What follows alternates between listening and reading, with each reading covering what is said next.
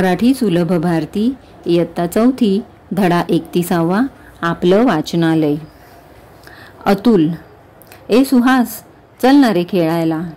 सुहास, थांब ना रे जरा, ह्या पेपरमध्ये किती छान माहिती छापून आली आहे, ह्या माहितीचं कात्रण कापून घेतो, मग जाऊया ना खेळायला। अतुल, तू एवढ्या कात्रणांचं करतोस तरी काय?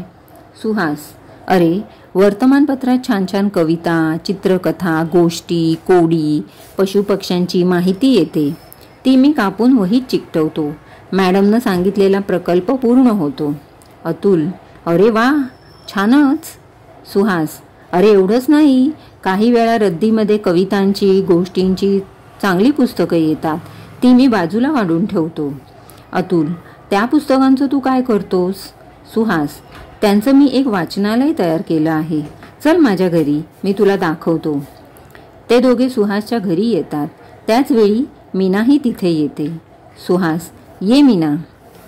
मीना, सुहास, ही पुस्तकं तुझ्या वाचनालयासाठी घे, ही सगळी पुस्तकं माझ्या वडिलांनी आणली होती, आम्ही ती पुस्तकं वाचली, ती रद्दीत देण्याऐवजी तुझ्या वाचनालयासाठी मी घेऊन आले।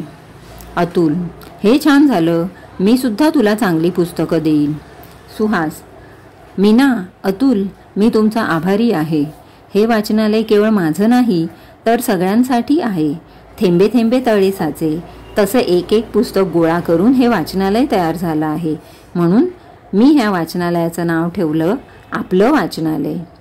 अतुल, छान आहे नाव। सुहास, चला तर आता आपण सगळे रविवारी भेटूया, वाचूया, खेळूया, अभ्यासही करूया। सारे जण हसतात।